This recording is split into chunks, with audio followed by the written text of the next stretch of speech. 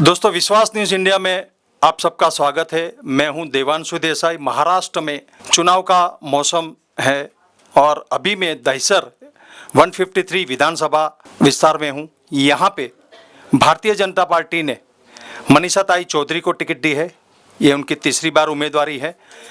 मनीषाताई चौधरी दहानू की मेयर रह चुकी है। महाराष्ट्र प्रदेश बीजेपी महिला मोर्चा की अध्यक्ष रह चुकी है और यहाँ पे उन्होंने 2 बार उनको टिकट मिला, दोनों बार भारी बहुमत से चुनकर आई और अब तीसरी बार वो उनको उम्मीदवारी दी गई है। अभी मेरे साथ है मनीषाताई चौधरी। मनीषाताई चौधरी, विश्वास न्यूज़ इंडिया में आपका स्वागत है। धन्यवाद। मैं विश्वास न्यूज़ इंडिया का स्वागत करती हूँ कि लोगों तक आप मेरे प्रचार के लिए मैंने किए हुए काम के लोगों तक पहुंचाने का आज विश्वास न्यूज़ इंडिया के माध्यम से लोगों तक पहुंचेंगे लिए, इसलिए मैं आपका शुक्रिया अदा करती हूं। मनीषाताई चौधरी, आप पिछले 10 साल से यहाँ एमएलए हैं और इलेक्शन का मौसम चल रहा है। शिवसेना उद्धव ठाकरे जूथ की तरफ से भी उम्मीदवारी दी गई है विनोद गोसालकर जी को, और जो अभी यहाँ का माहौल है, तो आपको ये माहौल में कैसा लगता है कि आपको कितनी जीत, कितनी बहुमत मिलेगी? देखो, गत 10 साल में जो हमने काम किए हैं, लोगों को 24/7 सेवा दी है। कोरोना के महामारी में हमने जो काम किए हैं, लोगों को सेवा दी है।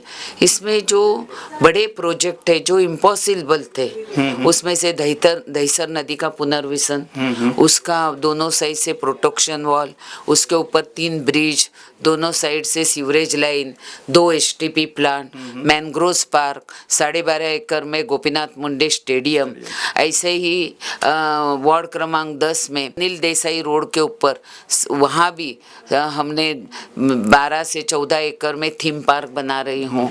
गार्डन बनाए हैं। जो देवीदास रोड है वो डायरेक्ट हाईवे को कनेक्टिविटी अंडरग्राउंड करने का काम किया होगा। एयरपोर्ट अथॉरिटी की जो जगह है वहाँ रडार शिप करने का काम और वहाँ थीम पार्क करने का काम। मतलब वो जगह खाली होगी, इसके ऊपर आप थीम पार्क बनाए, वो काम आपने किया? उसका पूरा श्रेय मेरे को है, क्योंकि पूरे लगातार हाउस में इसके ऊपर चर्चा करके मैंने थीम पार्क बनाने का रिजर्वेशन भी डाला है।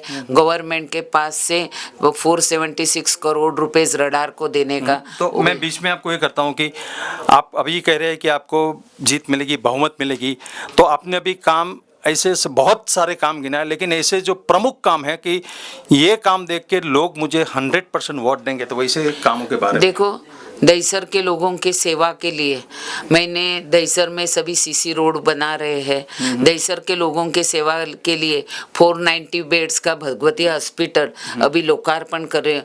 गोपीनाथ मुंडे स्टेडियम बनाया है। ऐसे हर सोसाइटी में मेरा काम है, हर झुग्गी झोपड़ी में मेरा काम है। और खास करके गणपत पाटिल नगर में रहने वाले लोगों को 2014 में लाइट पानी नहीं था, मैं सभी बस्ती को लाइट दिया, पानी दिया। अभी एसआरए से सर्वे करके मालिक को बोल के सभी को घर देने का भी वादा किया है। मतलब ये आपके प्रमुख काम है। और दूसरा में ये कि हर विधानसभा आप तो 2 बार चुन के गई है, तीसरी बार आप चुन के जाओगी, तो आपका अगला विजन, अगला गोल और क्या होगा? ऑनगोइंग प्रोजेक्ट है, वो सब पूरे करने के हैं। और मेरा 5 साल में तेरा थीम पार्क बन के वो लोगों को लोकार्पण करना, यही मेरी जीत है। मेरे ख्याल से थीम पार्क शायद उत्तर मुंबई का सबसे बड़ा थीम पार्क बनेगा और गोपीनाथ स्टेडियम की भी बहुत चर्चा हो रही है। एक आखिरी सवाल मनीषाताई चौधरी, कि आपके सामने जो प्रतिस्पर्धी है विनोद गोसालकर जी, उद्धव ठाकरे युद्ध शिवसेना के उम्मीदवार, कुछ महीनों पहले या 7-8 महीने पहले उनके बेटे की हत्या हो गई थी, तो ऐसा भी लोग कहना है कि भाई ये सहानुभूति वोट भी मिल सकते हैं, उसकी भी चर्चा हो रही है, तो उसके बारे में आप क्या कहोगे? देखो, पहली तो 8 फरवरी को जो अभिषेक गोसालकर का मर्डर हुआ, उसको ऐसा किसी को भी, किसी के बेटे को नहीं होना चाहिए।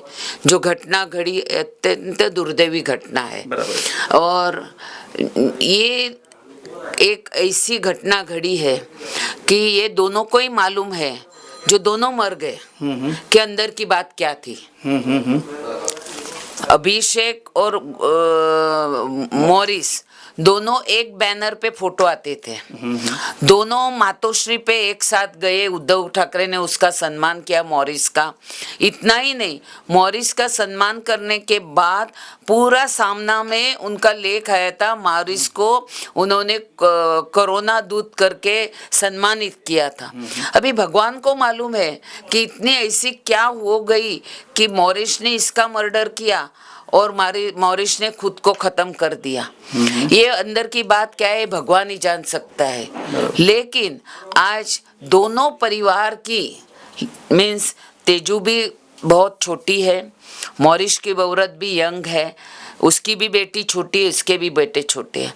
इसीलिए जो कुछ हुआ वो बहुत गलत हुआ। लेकिन पॉलिटिक्स में इतनी मैच्योरिटी होने के बाद अभिषेक अकेला क्यों गया वहां?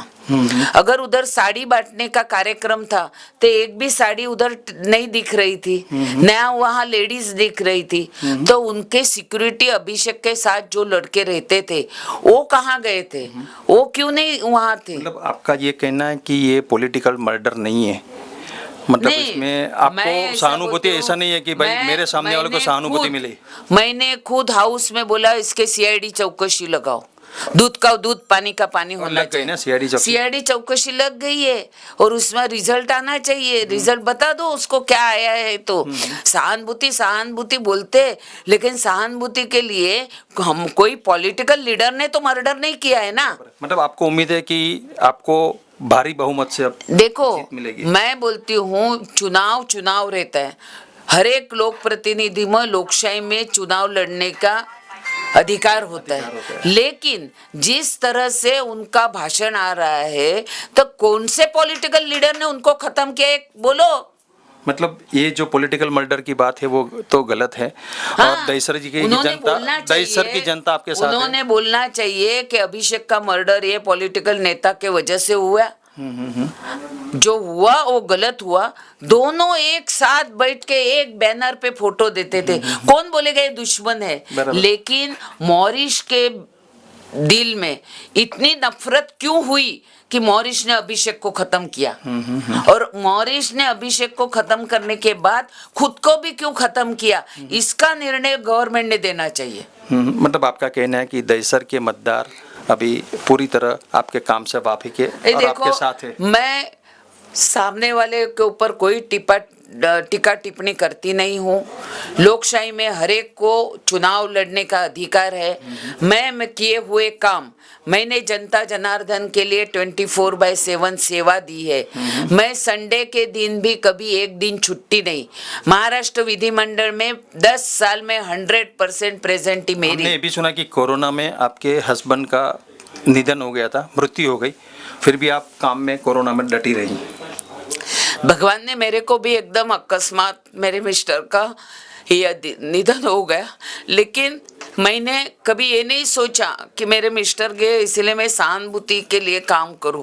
मैं जो काम कर रही हूं वो जनता जनार्दन के हित के लिए काम कर रही हूं और जनता जनार्दन की सेवा यही मेरे इलेक्शन का प्रचार है। और जो सेवा मैंने लोगों को दी है वो सेवा का रूपांतर मेरे कमल के बटन दबाने पे होगा। धन्यवाद। आपका धन्यवाद। ये मनीषा ताई चौधरी थी जो दहनू जैसे आदिवासी विस्तार से एक सामान्य कार्यकर्ता के रूप से काम शुरू किया और आज 2 बार एमएलए चुनकर बहुमत से चुनी गई और तीसरी बार पक्ष भारतीय जनता पार्टी ने उनको उम्मीदवारी दी है। बहुत ही हिम्मतवान महिला है मनीषा ताई चौधरी जी। आपको विश्वास न्यूज़ इंडिया के तरफ से शुभेच्छा। Thank you. और आप सबको भी धन्यवाद।